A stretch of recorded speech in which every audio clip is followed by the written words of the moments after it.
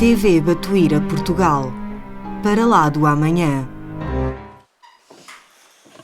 Boa tarde a todos, que Jesus esteja connosco. Pois? Isto é uma maravilha. Hoje vamos falar sobre o Centro Espírita, o Templo das Almas. É um tema que eu acho muito importante, porque nós precisamos saber exatamente o que é um Centro Espírita. Infelizmente, há muitas confusões, há muitas misturas, há ideias erradas do que um Centro Espírita pode ou não fazer. E quando nós falamos no Centro Espírita... Obrigada, Amélia. É um Centro Espírita baseado na doutrina espírita, codificada por Kardec. Isso é o Centro Espírita. Sério. Pois há ali vários que já é diferente. E nós indo à Mediunidade Sem Lágrimas, de Eliseu Rigonati, diz-nos assim: um centro espírita é um templo de estudos, de fé, de oração e de trabalhos, onde encarnados e desencarnados, estudando as leis eternas que emanam do Senhor, assentam os alicerces de um mundo de compreensão e de amor. Eu achei interessante porque a primeira coisa que ele diz é um templo de estudos. Não é um templo onde vimos buscar receitas prontas, não é um templo em que resolvem os nossos problemas, é um templo que nos, acima de tudo, foca nos estudos. Porquê? Porque é através do estudo do conhecimento que nós vamos solidificando a nossa fé, que nós vamos aprender a utilizar um dos instrumentos mais poderosos que nós temos, que é a oração, e que através do trabalho nós vamos, pouco a pouco, nós próprios, fazendo frente às dificuldades do dia-a-dia e resolvendo nós mesmos as nossas situações desta reencarnação. E vamos começar com uma introdução deste livro, O Centro Espírita. Eu trouxe esta capa, nós temos o livro já reeditado por nós, de Herculano Pires, que diz assim: função e significação. A sua função e significação estão definidas como estudo e prática da doutrina, divulgação e orientação dos interessados, serviço assistencial aos espíritos sofredores e às pessoas perturbadas, sempre segundo a codificação de Allan Kardec. Então, um centro espírita é um hospital, é uma escola e é uma oficina de trabalho. E é refúgio tanto para nós encarnados, como para todos aqueles que desencarnaram e que precisam da ajuda de cada um. E indo neste livro, Uma Razão para Viver, diz-nos assim: hospital ou escola? É importante, eu disse que eram estas três coisas. Ele tem um capítulo que fala exatamente sobre isto. E diz assim, porque ele neste capítulo analisa e fala que os motivos que nos levam às casas espíritas acabam por ser semelhantes uns aos outros. Porque representam aqueles problemas comuns que todos nós temos na fase de evolução em que nos encontramos. Alguns são movidos pelo interesse, poucos por simples curiosidade e a grande maioria são movidos através da dor. Estão tão desesperados, já tentaram tudo e mais alguma coisa que resta o centro espírita. E ele diz aqui: a experiência demonstra que geralmente as pessoas comparecem ao centro espírita à procura de solução para tormentosos problemas pessoais, destacando-se isoladamente ou em conjunto estes: enfermidades renitentes, ou seja, doenças que, apesar de nós termos procurado vários especialistas, ninguém encontra o que é que se passa connosco; desentendimentos no lar, quando existem discussões constantes entre marido e mulher, irmãos, pais e filhos; tensão nervosa, quando a pessoa já acorda nervosa e não sabe o porquê, tudo deixa nervosa; depressão, profundos sentimentos de baixa autoestima e desamor consigo próprio; dificuldades financeiras, porque existem alturas da nossa vida em que, apesar de nós ganharmos efetivamente algum dinheiro, parece que tudo acontece para nós gastarmos esse dinheiro, seja um carro que avaria, uma máquina de lavar roupa que se estraga, pronto, estes variedíssimos motivos. Frustrações profissionais, quando estamos desagradados com o trabalho, quando estamos desagradados com os colegas que trabalham connosco, com os nossos chefes, insistentes ideias infelizes, que depois acaba por ser uma continuação da depressão, e desenganos sentimentais, aquelas ideias das pessoas que estão sozinhas e têm aquela constante busca pelo parceiro ideal. Existem variadíssimos motivos, estes são os mais comuns, e são motivos que vêm, que as pessoas são levadas até aqui com o intuito de sair daqui com a receita pronta para os resolver. Depois apercebem-se que não é assim que funciona. E ele fala exatamente isto. O Centro Espírita é para muitos um hospital mágico, onde os mentores espirituais podem realizar os mais variados prodígios em favor dos consulentes. E são soluções que as pessoas já buscaram em outras crenças, até mesmo em consultórios médicos, e que, sem tudo, conseguirem lograr ao êxito esperado. Vou-vos dar um exemplo muito característico, digamos assim. A fundadora da nossa casa, a Dona Aldina, a mediunidade dela despoltou de uma maneira bastante brusca. Ela era uma portuguesa, exilada no Brasil, portanto, ela conhecia a parte católica. Onde é que ela foi? Depois de ir a vários médicos, foi um padre. E o que é que o padre disse? Que só num centro espírita, como deve ser, é que ela iria conseguir aprender a lidar com essa mediunidade. Portanto, claramente que só no Brasil, não é?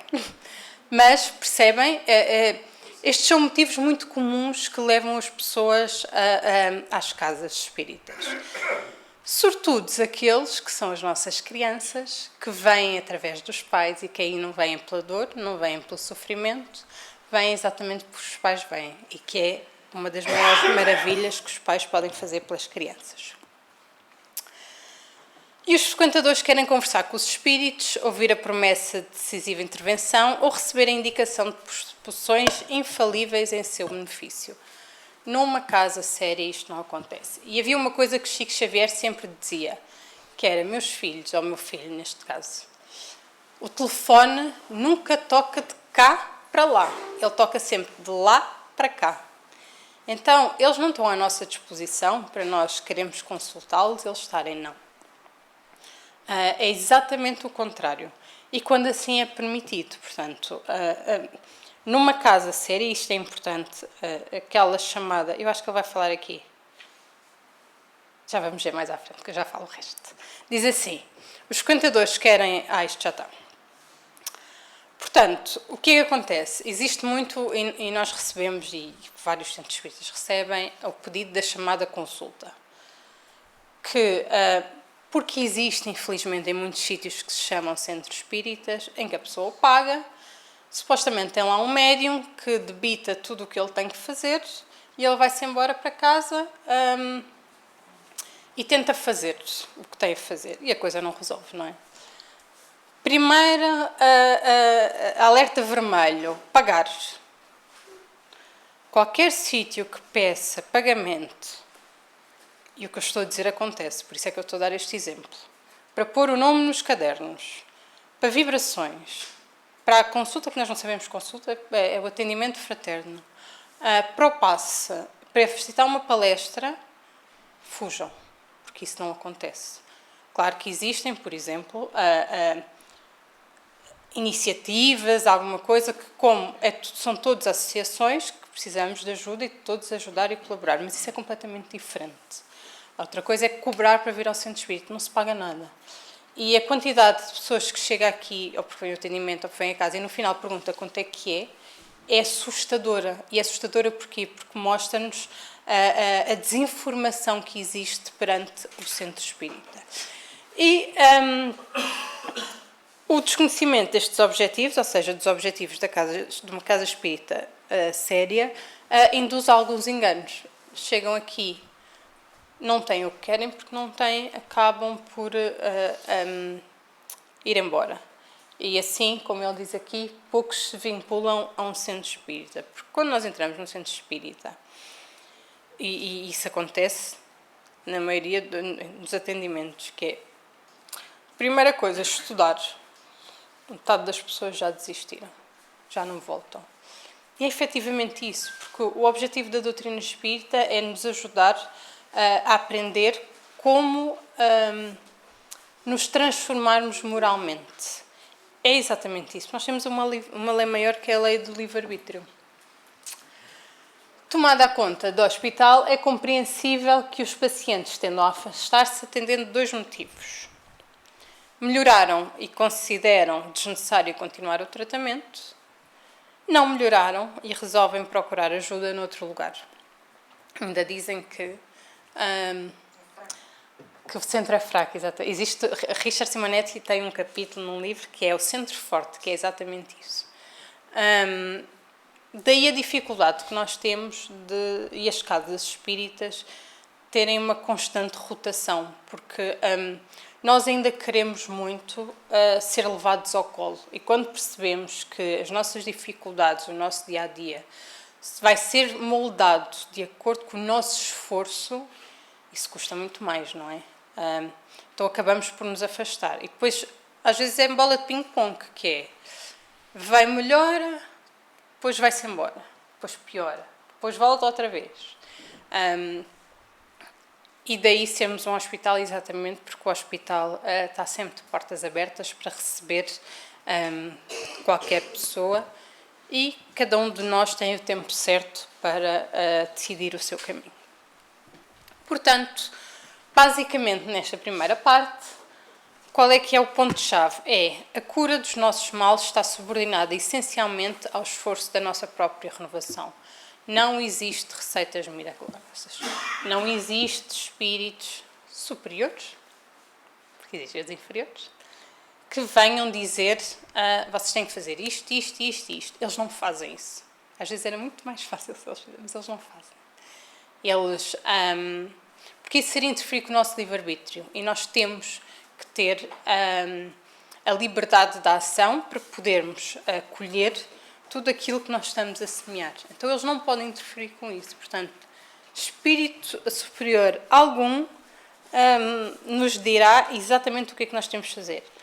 Podem nos intuir, podem nos ajudar através da força, através da coragem, através do trabalho que desempenham, mas nunca fazer o caminho por nós. E é exatamente sobre isso que a conversa de hoje vai se basear. Eu trouxe este livro na Seara do Bem, nos bastidores de uma reunião espírita. Porquê? Este livro, o espírito que editou, chama-se António Carlos Tonini. E o António Carlos Tonini era um abnegado tarefeiro espírita que desencarnou e teve a oportunidade de assistir, encaminhado e orientado por irmãos daquela casa espírita, como é que funcionavam as tarefas do lado de lá. Porque nós chegamos aqui e nós temos uma perspectiva. Mas eu acho que é importante, e daí este livro ser tão bom e ser tão importante para cada um de nós, para nós percebermos efetivamente a grandiosidade que é o que se passa do lado de lá e que nós não fazemos muitas vezes nem um terço da noção. Nós vamos falar dos livros, mas aqui neste livro nós percebemos que nada acontece por acaso e tudo tem um porquê. Só cabe-nos a nós ir percebendo. Portanto, vamos começar com o primeiro capítulo, que fala sobre os preparativos. Em que estes preparativos é antes de nós chegarmos aqui, antes dos encarnados chegarem à casa espírita, os preparativos são iniciados pelos amigos espirituais. Ele diz assim: inúmeros servidores chegavam para as atividades a se iniciar. Médicos, enfermeiros, auxiliares, técnicos e colaboradores outros formavam uma pequena assembleia a serviço do bem. E nesta casa, o mentor da casa, como Batuíra é o nosso mentor, tinha Joel. E o Joel, quando ele iniciou os preparativos, ele lembrou da recomendação de Jesus, foi assim que ele iniciou, que é: toda a vez que fizeres a um destes pequeninos, é a mim que fazes. E ele foi explicando que os trabalhos nesta casa espírita estavam divididos em 4 setores: vigilância, enfermagem, comunicação e esclarecimentos. E vamos ver um pouquinho de cada um. Tonini, ou seja, aquele que desencarnou, perguntou sobre os critérios para admitir trabalhadores. E Marco informou que o primeiro critério é o da boa vontade. O trabalhador com Jesus deve estar pronto para servir onde existir a necessidade. Isto porquê? Porque o serviço é uma oportunidade de iluminação, de crescimento, e por ser esta oportunidade não existe serviço pior ou serviço melhor. O que existe é a boa vontade e o amor que nós colocamos no serviço que nós estamos a fazer. Seja dar uma palestra, seja varrer a área de entrada, seja varrer as folhas, seja tratar do jardim, seja fazer a sopa. O que muda, o valor de cada tarefa que é feita, é o que nós sentimos quando a fazemos. Não adianta eu estar aqui a fazer uma palestra se eu não estou a colocar todo o meu amor. O valor do meu trabalho será muito menor do que se tiver alguém a varrer o chão ou a aspirar o chão, mas estiver a fazer com gratidão por ser um servidor de Cristo. Portanto, não há, apesar do que as pessoas acham, não há trabalhos melhores nem piores. Da mesma maneira que todo o auxílio em favor do semelhante é conquista para nosso benefício. Todo o trabalho que nós estamos a fazer, qualquer que seja ele, é uma conquista para nós próprios. Mas é importante, ele explicou que, apesar da boa vontade, Joel não coloca uma tarefa sob a responsabilidade de um tarefeiro que ainda não se encontra apto para realizá-la. E nós usamos muito uma frase que é: quando o trabalhador está pronto, a tarefa aparece. Então, muitas vezes nós chegam aqui prontos para trabalhar, ainda não estão dentro da casa, ainda não assumiram compromisso com a casa e de certa maneira não compreendem o porquê de não se pôr logo a trabalhar. É exatamente por causa disto. Existe toda uma dinâmica, não material, mas espiritual, em que para trabalhar é assumir um compromisso. Porque uma tarefa numa casa espírita não é voluntariado. Voluntariado a gente vai lá e vai embora. Numa casa espírita nós temos o compromisso, temos a disciplina e nós não estamos a trabalhar sozinhos. Nós temos um amigo espiritual que trabalha connosco e que forma equipa connosco. E quando nós falhamos, porque não nos dá jeito de ir hoje, não nos dá jeito de ir amanhã, porque o meu carro avariou, porque hoje está a chover, porque não sei o quê, ele deixa de ficar, ele fica sem trabalho. Então daí as tarefas serem entregues exatamente na altura certa. Exatamente quando cada um de nós está preparado. Até porque nós precisamos de estudar. Não adianta fazer uma sopa se nós não sabemos que a verdadeira tarefa que é feita não é a entrega daquela sopa material. É o alimento espiritual que lá vai e que a sopa é uma desculpa para nós fazermos a verdadeira tarefa. E vi muitos trabalhadores que não se faziam ideia disso. Então é importante nós percebermos, através do estudo, como é que as coisas funcionam para desempenharmos da melhor maneira e os ajudarmos a que a tarefa corra de maneira correta. Perante as nossas dificuldades ainda, é verdade, eles ainda têm que fazer uma grande ginástica para conseguir trabalhar com instrumentos tão deficientes, mas é o que há, não é? E desde que façamos com todo o amor, é o que importa. Depois temos o setor de vigilância, ou seja, ele não ignorava que havia efetivamente a necessidade de tarefas de vigilância, mas ele estava surpreendido com a quantidade de tarefeiros que estavam ligados a este serviço. Isto porquê? Porque a partir do momento em que nós entramos desta porta, eu vou explicar de outra maneira. Naquele portão pode entrar qualquer encarnado, mas não pode entrar qualquer desencarnado. Existe ali uma barreira que permite a entrada ou não de um desencarnado. E existem muitos desencarnados que nos acompanham, que o que querem é prejudicar. Então, a esse é impedido a entrada. E quando os amigos espirituais já acham que eles estão preparados para aproveitar sem prejudicar, aí sim é permitida a entrada. Muitas vezes eles acham que entraram às escondidas, mas que não entraram. Marcos explicou que, conforme a lição de Jesus, a entrada está franqueada a pobres e estropiados. Ou seja, àqueles que, apesar de estarem em dificuldade, já abriram o seu coração ou estão com aquela brechinha que é preciso para eles conseguirem ser auxiliados. E aqui, vocês conseguem ver, aqui é o auditório físico, material, digamos assim, e lá em cima ele mostra o auditório espiritual. Porquê? Nós aqui só vemos este auditório. Mas o que é que acontece? Este auditório ele acaba por se ampliar espiritualmente falando, porque ele alberga muitos espíritos encarnados que precisam destas lições, deste conhecimento, tal como nós. Nós não desencarnamos e viramos perfeitos. A coisa não funciona assim. Nós continuamos exatamente com as mesmas imperfeições, com as mesmas limitações, com o mesmo desconhecimento. E precisamos de ajuda. E muitos são trazidos até aqui exatamente para acompanhar, tal como nós, estas explanações. E isto serve como...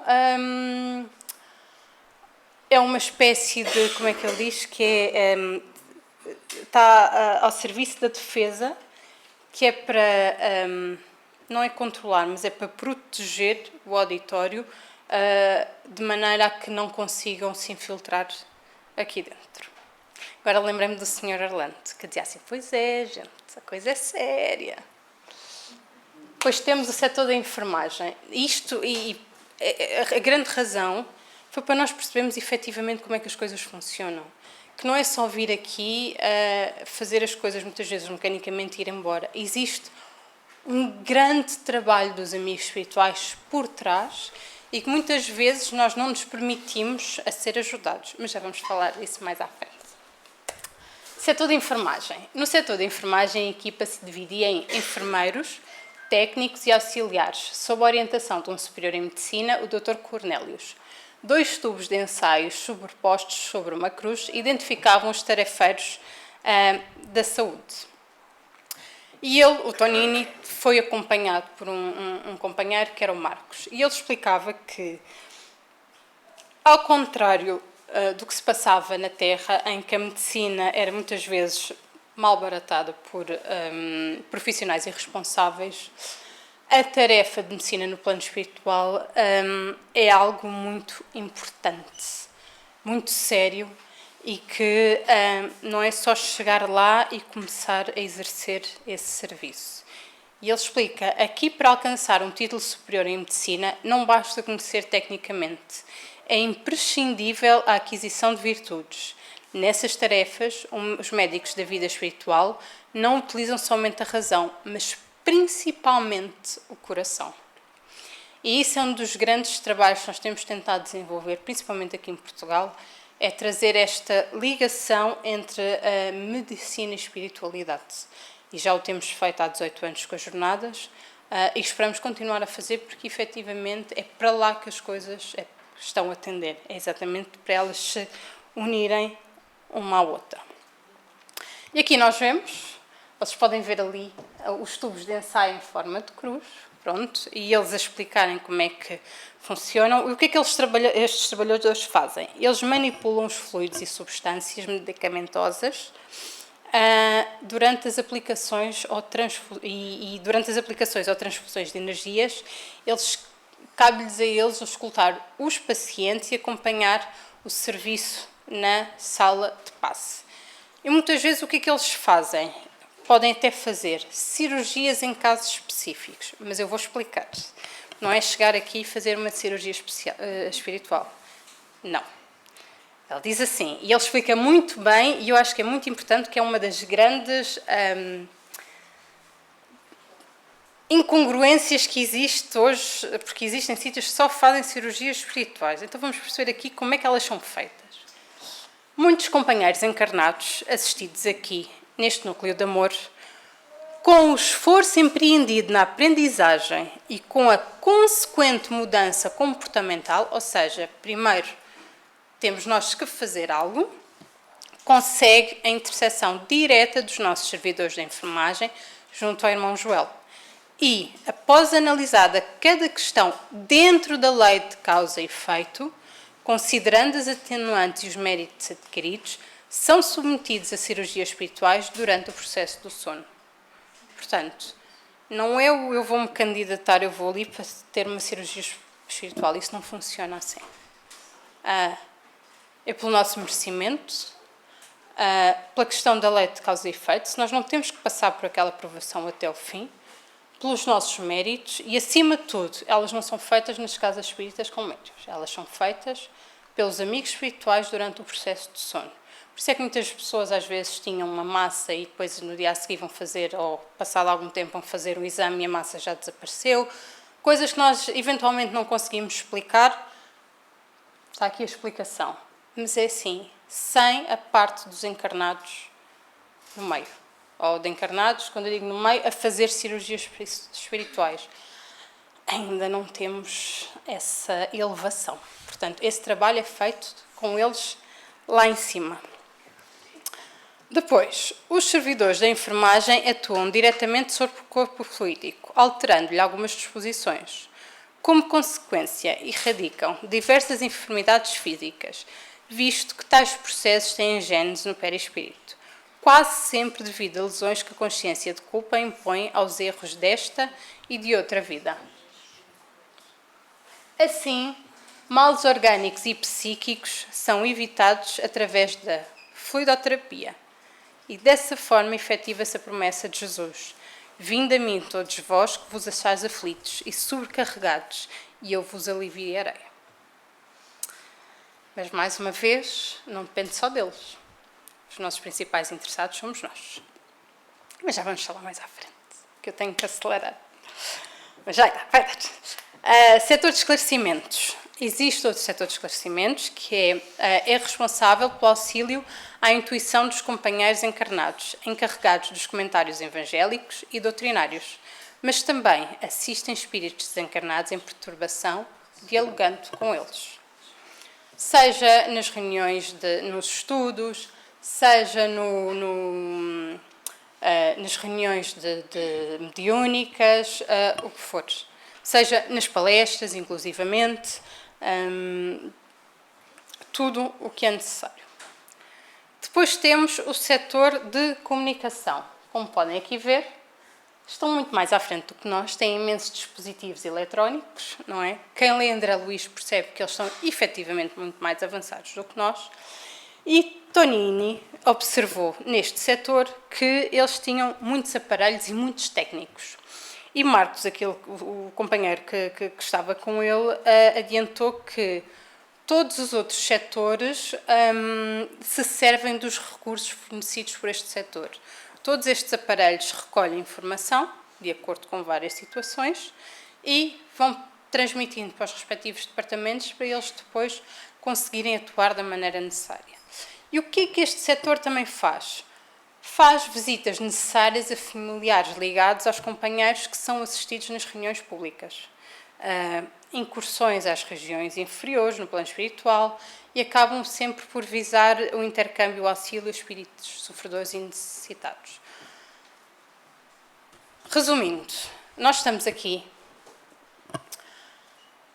eles conhecem o nosso coração, conhecem o nosso pensamento, as nossas situações, e muitas vezes eles vão até aos nossos companheiros, nossos familiares, e através da nossa vinda no centro espírita, esses familiares recebem o auxílio necessário.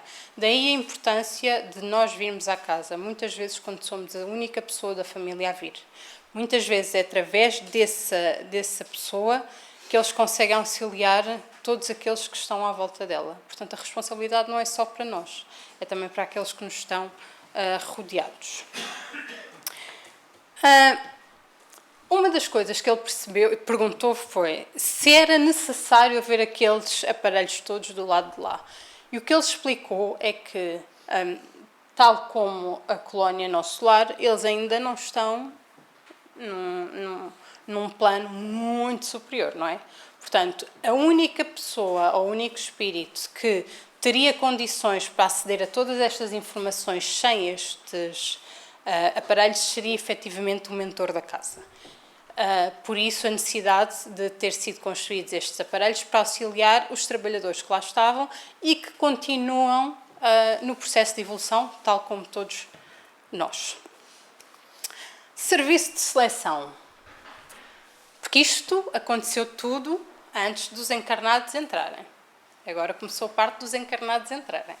Que diz assim: agora a movimentação dos encarnados era grande.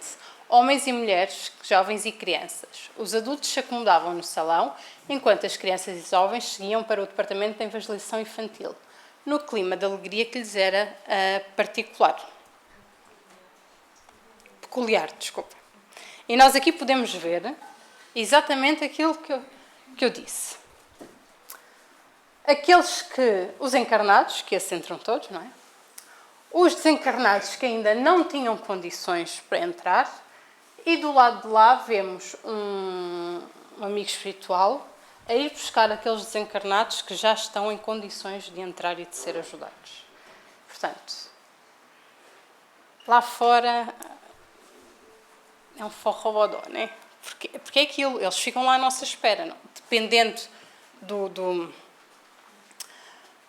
pensamento que nós emanamos, eles nos acompanham ou não, não é? Porque também é a lei da afinidade. Portanto, nós vemos que existe o halo luminoso que cerca toda a casa e que aí automaticamente faz a seleção, sendo que eles selecionam todos os que se candidatavam à recuperação. Aqueles que estavam no clima de revolta não podiam entrar sob pena de perturbar os desencarnados e os encarnados. Acima de tudo existe disciplina, e essa disciplina, se aqui em baixo tende a ser assim, lá em cima, ou no plano espiritual, ela é rigorosa. Aos que acabavam por não entrar, depois o Joel dedicava alguns minutos de oração final das tarefas. Isto porquê?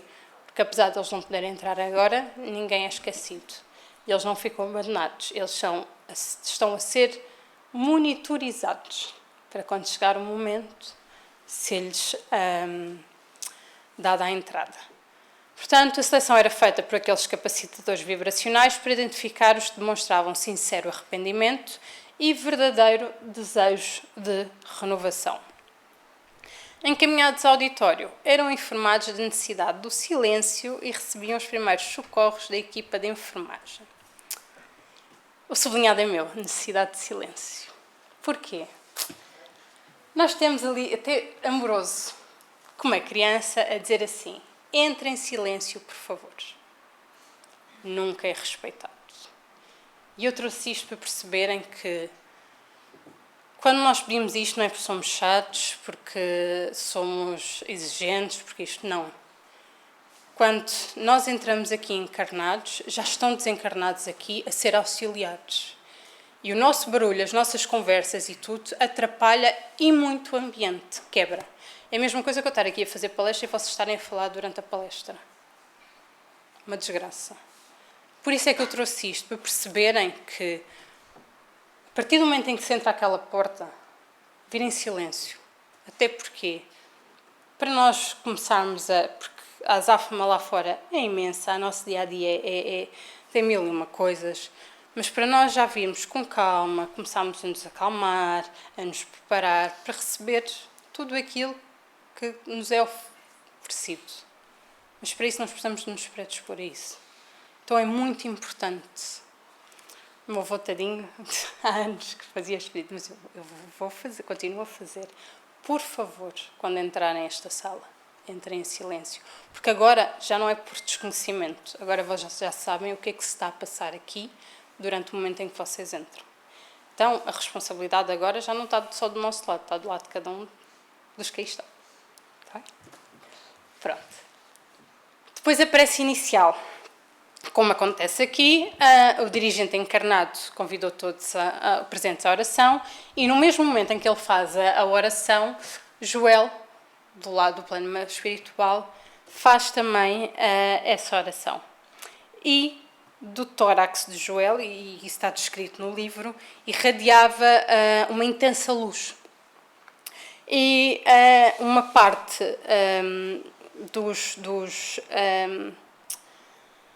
acabava por cair, quando ele fazia a oração, uma chuva de fluidos, provocando sensação de reconforto, de segurança, mas que nem todos assimilavam esses recursos. Porquê? Porque estavam preocupados com tudo o que se passava lá fora. Daí eu dizer, eles fazem uma parte deles, nós temos de fazer a nossa.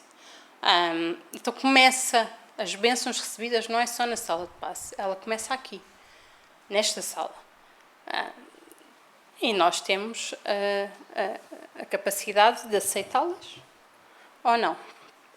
Depois, ele diz assim: o homem acredita que somente pedindo recebe os benefícios espirituais, mas quem louva e agradece ao Criador sintoniza-se com as vibrações superiores do universo, recebendo-lhe influenciação benéfica e salutares. Depois passamos para a palestra propriamente dita. Ele fala sobre vários casos.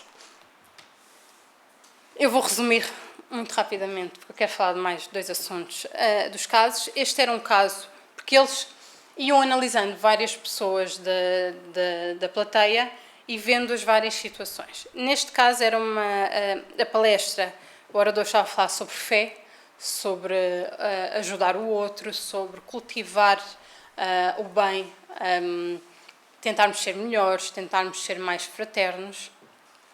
E eles observaram que esta rapariga, ao ouvir isto, lembrava-se da discussão que teve antes de vir para cá com a mãe, em que a mãe lhe dava um conselho e que ela foi extremamente desagradável com a mãe. E durante esse processo em que ela foi ouvindo esta exposição do orador, ela reprovou os próprios erros e começou a ficar com os olhos encharcados, e assumiu mentalmente que quando saísse iria se desculpar perante a mãe. Este é um caso. Depois temos o caso desta senhora. Sobre o centro cardíaco, coração, havia uma massa densa e escura. A nuvem que lhe oprimia o tórax provinha do seu campo mental. Ou seja, a origem era no campo mental. E porquê? Porque ela alimentava constantemente o pessimismo doentio e pensamentos negativos. E durante a explanação, ela ouviu aquilo e, de certa maneira, foi melhorando e esses pensamentos foram desaparecendo. Mas o que é que o Marcos explicou ao Tonini? É que se ela não modificasse, ela saiu daqui, ou da palestra, iria sair bem. Mas se ela não modificasse a forma de pensar, ela seria séria candidata a desequilíbrios orgânicos, que depois iriam originar outras coisas. Portanto, as bênçãos aqui são recebidas, mas se nós temos um medicamento, melhoramos, mas não mudamos. Eu dei o exemplo da outra vez que foi, se nós temos a tensão alta, tomamos o medicamento, mas continuamos a comer coisas com muito sal, a beber muito café e muitas vezes deixamos de tomar um medicamento, as coisas voltam a se desequilibrar. E é exatamente assim que funciona connosco. Portanto, nós temos que fazer a nossa parte, sempre com base naquela máxima de Jesus: ajuda-te que o céu te ajudará. Depois, obstáculos que existem ao longo da palestra. E ele disse assim: na palestra numerosa, muitos frequentadores não registavam os apontamentos esclarecedores. Porquê? Permaneciam presos às preocupações familiares ou profissionais, e apesar de estarem aqui fisicamente, não estavam aqui mentalmente. Então o que acontecia? Todas aquelas bênçãos que estavam a cair sobre as pessoas, eles não as... Falta uma palavra. Exatamente, muito obrigada. Este é o caso de um senhor, em que ele estava lá, um senhor muito simpático, mas ele estava a pensar no trabalho. E não era um problema que ele tivesse no trabalho, não. Ele estava a pensar coisas banais do trabalho. E viram, efetivamente, que tudo aquilo que estava atento, as bênçãos não chegavam até ele. Era como se ele tivesse aberto um guarda-chuva e a chuva não atingia a chuva, eram esses fluidos benéficos que o ajudam. Depois, prosseguindo nas observações, Tonini notou que alguns ouvintes dormiam profundamente e perguntou a Marcos se era obsessão. Ele esclareceu que há muitos irmãos que dormem durante as reuniões simplesmente por não cultivarem a atenção. Temos aqui este caso, em que ele diz que essas pessoas dizem que é difícil acompanhar o raciocínio de um orador, mas que lá fora, por exemplo, são capazes de assistir com interesse durante horas a fio a um filme de difícil interpretação. Outros que se dizem cansados depois de um dia de intensa atividade e depois entregam-se ao sono. Mas Tonini continua a insistir sobre a pergunta da obsessão.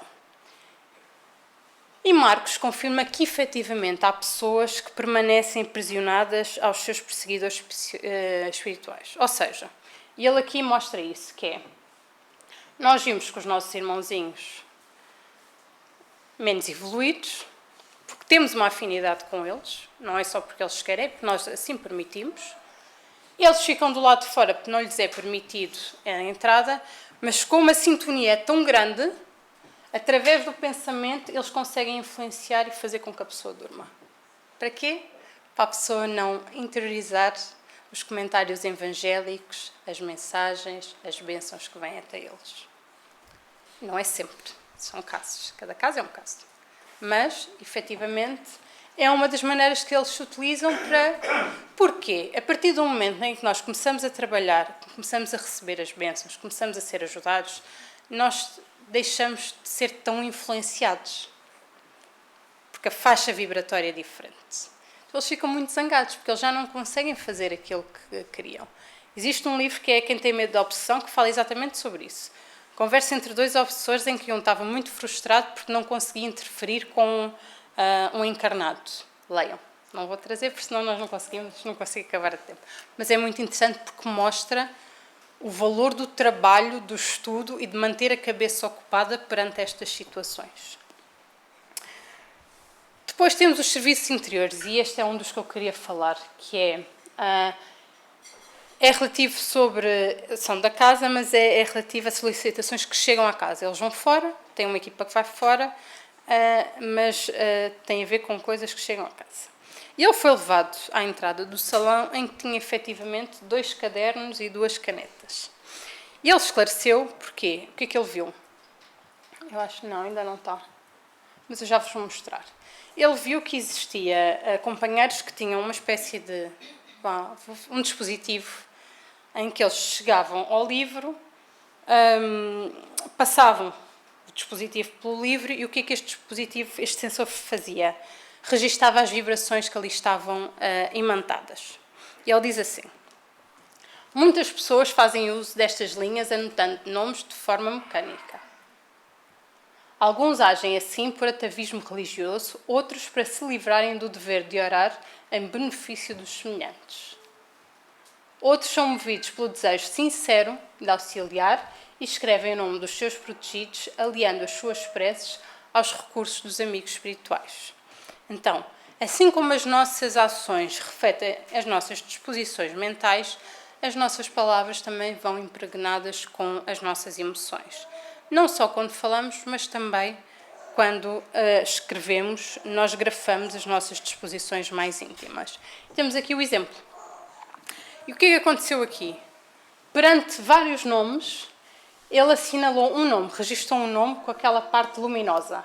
António RDS. E tinha a imagem de uma senhora. E o que é que era esta imagem? Era uma senhora, eles depois procuraram, localizaram a senhora no meio da plateia e viram que as suas preocupações mais íntimas, que era António, era filho desta senhora, tinha tido um problema familiar em que a esposa deixou com 2 filhos e que ele acabou por estar com ideias não muito felizes. E o que é que aconteceu? Uma equipa de amigos espirituais viu aquilo e, no momento certo, saiu para o ir ajudar onde quer que ele estivesse. Neste caso, estava em casa. E outros nomes foram observados e outras equipas foram saídas ao encontro das suas necessidades. Ponto 1. Isto não acontece só durante a palestra, Isto acontece ao longo de todo o tempo, o que implica que não temos que vir a correr para vir aqui escrever, que não é obrigatório de sempre que vimos à casa vir aqui escrever, que temos que o fazer não de forma mecânica, mas de forma pensada, com calma e mandando as melhores vibrações para aquela pessoa, para que ele possa, para que os amigos espirituais o possam ajudar. Isto é dos livros e da importância dos livros e de como fazer as coisas. Depois temos o passe, que eles passaram para a zona do passe. Eu vou passar mais à frente, que é para vocês falarmos sobre isso, em que quem lá está tem, como já falámos mais atrás, tem um profundo conhecimento acerca da manipulação de fluidos, domínio da irradiação e exteriorização das próprias energias. Em torno das mãos dos servidores encarnados, energias revigorantes irradiavam associadas aos fluidos espirituais através da combinação efetuada pelos espíritos. Questão da imposição das mãos. O verdadeiro trabalho não vem, ou quem lá está encarnado é instrumento dos amigos espirituais que estão a fazer o verdadeiro trabalho. Daí a questão de entrarem na sala de passe, não agradecer aos passistas, não escolherem os passistas, porque aquele é melhor do que aquele. Não há aqui melhores do que ninguém. Eles são instrumentos, todos iguais. Uns mais imperfeitos, outros menos imperfeitos cá fora, mas ali dentro é tudo igual. São instrumentos. É como se fossem canetas para escrever. Podem ser diferentes, mas todas elas fazem o mesmo, que é escrever. Então, os amigos espirituais, se queremos agradecer, agradecemos a Jesus. Que Ele, sim, é o verdadeiro médico das nossas almas. E aqui Ele mostra várias situações, porque não basta nós chegarmos ali para recebermos as bênçãos, não. Daí a Ana ter falado do mentalizar Jesus. Nós precisamos nos ajudar para que Eles nos ajudem. Temos vários casos. Temos o caso daquela senhora que nós vemos, o espírito dela, o corpo fluídico, que se afastou mais, ou seja, ela não está tão ligada à matéria, portanto,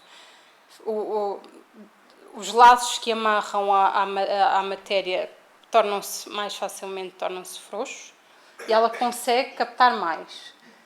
Temos este senhor que não captou nada, porque estava a pensar no trabalho, na conversa que tinha que fazer e tudo mais. Portanto, ele receber ou não receber foi exatamente a mesma coisa. Depois temos aquela senhora que estava grávida, que também recebe, mas lá está, vai dependendo muito de nós e do que nós fazemos lá dentro. E nós vemos como é que as coisas funcionam. Ou seja, passa por nós, precisam dos fluidos magnéticos da nossa parte para depois chegar aos amigos, a todos nós que precisamos.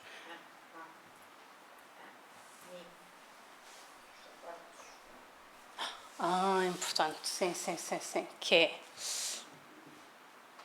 não precisam tirar sapatos, está bem? O fluido entra por aqui e passa através da corrente sanguínea, portanto, não há pés no chão para sentir a terra, porque capta melhor as energias, não há nada disso, entra aqui. A doutrina espírita é muito lógica e muito simples. Portanto, não há rituais, não há mesinhas, não há nada. É exatamente isto.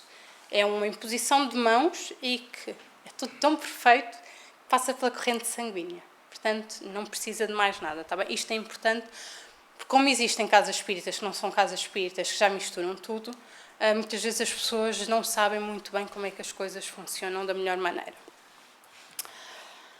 Fluidificação de águas. Está quase a acabar. Eles foram a um canto de salão, como nós temos os nossos carrinhos, em que estava uma pequena mesa repleta de recipientes. Alguns destinados à distribuição entre frequentadores após a reunião, outros para o uso de alguns encarnados como substância medicamentosa. Observando os recipientes sobre a mesa, alguns vedados, outros não, Dona Nina indagou da necessidade de abrir ou não os recipientes. Marcos disse que os que assim procedem agem mais por atavismo religioso ou por desconhecerem as propriedades fluídicas. Porquê? Porque para as energias radiantes a matéria não representa obstáculo. Portanto, eles não têm que estar abertos, eles podem estar fechadinhos e levar até lá. E nós vemos aqui a imagem da parte espiritual a tratar, e isto é que é fluidificar a água. Eles auscultam-nos durante o momento em que nós entramos aqui, percebem aquilo que nós precisamos e, através disso, colocam esses fluidos benéficos nas nossas águas que têm os nossos nomes, cada uma diferente para cada um. Depois, o Dr. Cornélios examinou alguns recipientes com rótulos indicando o nome dos seus respectivos portadores e, conforme a necessidade, exatamente como falei, a necessidade de cada um, energias outras foram associadas a porções de substância brilhante guardadas em grandes ânforas transparentes. Portanto, todos recebem estes eflúvios balsâmicos e revigorantes. Ele aproveitou a presença de Cornélios, do médico, para perguntar como a medicina dos espíritos considera a saúde e a enfermidade. E a resposta foi taxativa. A saúde será sempre exteriorização do equilíbrio interior. Portanto, temos sempre que cultivar primeiro a parte interior para depois passar para a parte exterior. Eu tenho que avançar, desculpem lá, só passar para o encerramento. Do lado de fora, vários frequentadores ainda trocavam impressões, desfrutando, depois acabou a palestra, foi feita a oração, desfrutando momentos de verdadeira fraternidade na permuta afetiva. Importante quando a casa espírita consegue a permanência dos seus frequentadores e trabalhadores em conversação edificante após as atividades doutrinárias. E pouco a pouco os encarnados foram retornando às suas casas, mas os desencarnados continuaram o trabalho. Portanto, eles estão cá antes de nós chegarmos e continuam o trabalho depois de nós chegarmos.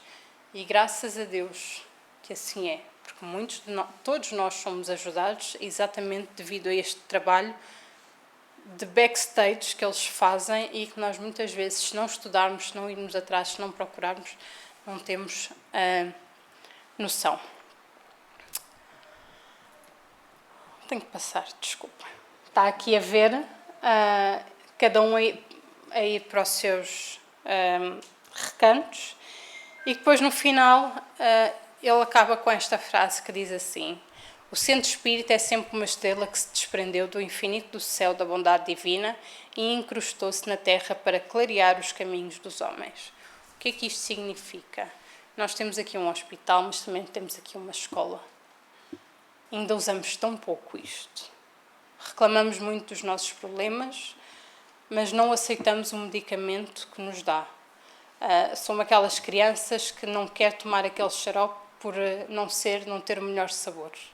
Então, todas as situações, todas as dificuldades podem ser atenuadas, podem ser compreendidas mediante o trabalho, o estudo e as bênçãos que são recebidas. Mas para isso nós temos que nos predispor a recebê-las.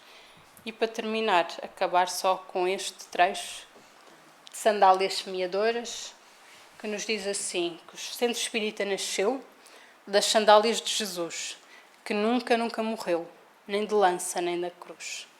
Jesus desapareceu para os vaidosos da terra, mas logo reapareceu para a gente da sua terra. As sandálias de Jesus nunca deixaram de andar, sozinhas, cheias de luz, para as trevas espantar. Essas sandálias vazias vão por caminhos e ruas, sem festas nem fantasias, sob sóis e sob luas. Param humildes e calmas na soleira de uma porta, batem solas como palmas, entram por baixo da porta. Há desespero, aflição, quem sofre e geme lá dentro, as sandálias já se vão, mas fica na casa um centro. Muita paz a todos.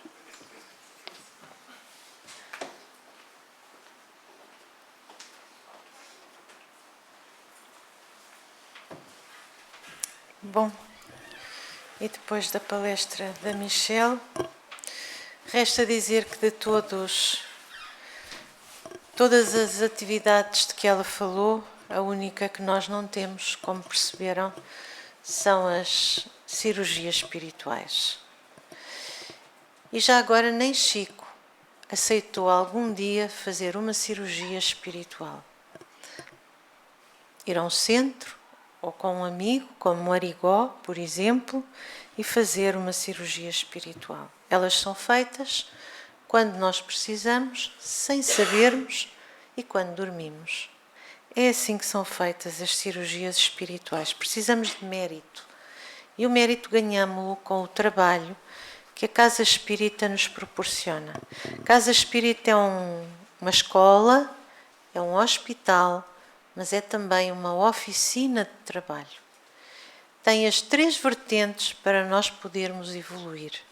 E nós evoluímos muito estudando, mas evoluímos muito mais trabalhando. E pronto, estamos já muito adiantados na hora. Vamos então encerrar os trabalhos da tarde com uma prece. Então, quem tem alguma dificuldade, tem projetado na parede a imagem de Jesus Cristo. Nosso Senhor Jesus Cristo afirmou e é o caminho, a verdade e a vida. O divino amigo que semeia no silêncio dos nossos corações, o divino amigo de todas as horas, que nos ergue nos momentos mais difíceis, que nos ampara nas lutas da vida, o divino amigo que espalha entre nós a sua palavra através do Evangelho, o divino amigo que espera por nós há milénios. Ergamos os nossos corações até ao médico das nossas almas e que nos disse um dia que onde estivessem 2 ou mais em seu nome, ele aí se encontraria. E aqui estamos, Senhor, reunidos em vosso nome, gratos pelas bênçãos que recebemos nesta tarde, nesta vossa casa, rogando por todos nós nos 2 planos da vida, o discernimento, o conhecimento, a fé, a esperança, a perseverança, para levar a bom termo os nossos caminhos. Rogamo-vos, Mestre, que nos ajudeis, hoje e sempre, a ultrapassar as dificuldades, olhando para vós, rogando pelo vosso amparo, para que possamos sair desta encarnação melhor do que nela entramos. Amparai-nos a todos, Mestre, humanidade necessitada do vosso amor e da vossa compaixão, e sede conosco, hoje e sempre, e que assim seja, graças a Deus. TV Batuíra Portugal, para lá do amanhã.